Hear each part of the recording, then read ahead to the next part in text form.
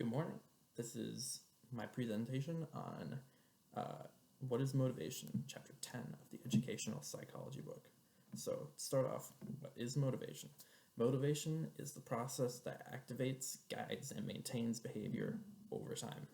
And this is very important to students and if they'll actually, whether or not they'll actually learn anything in the class. And so in this brief presentation, I'll quick skim over some different theories of motivation and different types of motivation and learned helplessness. And so some different types of motivation, different theories of motivation, pardon me, are motivation in human needs, which deals with the needs that a person needs while they're learning, such as a roof over their head and food, love, and after they start learning, which is interest and like that comes with appreciation of beauty and stuff like that. Motivation and behavioral learning, which deals with the behavior of a person while they're learning and how behavior changes their learning. Motivation and attribution, which deals with like successes and failures while you're learning. Motivation and mindset, which deals with what the student is actually thinking about how they're doing while they're learning. Motivation and self-regulated learning, which goes into how the student helps themselves learn, and motivation and expectancy, which deals with the idea of reward for learning. And going off of those goes into achievement motivation. And achievement motivation is goes along with motivation and goal orientation. Achievement motivation is a generalized tendency to strive for success, using success and failure as a type of motivation. And achievement motivation students are like people who go for success no matter what. Like if they're given the choice to group up with someone they want in a partner activity, they'll go with someone that knows the material, someone that'll help them succeed rather than their friend.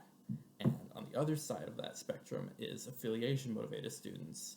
And if they were put in the same situation, they would most likely choose a partner that they're friends with, whether or not they know the material or not.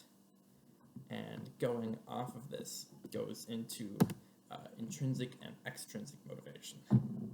And intrinsic motivation is when a student is motivated to do something because they enjoy doing that or they're interested in it. And extrinsic motivation is when a student does something or a person does something because they might get a reward out of it.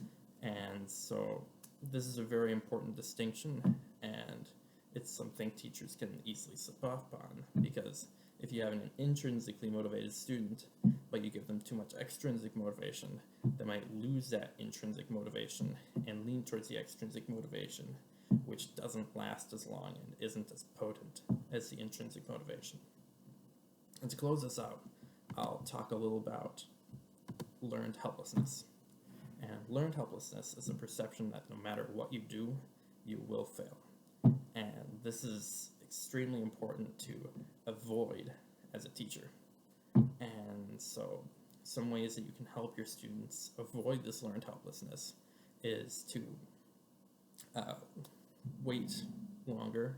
If you call on them, wait for an answer longer, because that shows that you have the confidence in that that shows that you believe they have an answer. And another way is to avoid unnecessary achievement distinctions. So like, say some students did really well on a test, but some didn't. You don't specifically call out the students that got really high on the test or really low on the test. You say that overall the class did very well, something like that. And then another way to avoid learned helplessness is to communicate positive expectations to all students and to avoid bias. And so that's like saying don't like call on one specific student and say you're really doing well in this class, you're the best of them all. Don't say that in front of all the other students, because then that might give the students on the low achieving end more reason to just not participate or learn. And with that, I will end my short presentation that turned into 5 minutes. Thank you very much.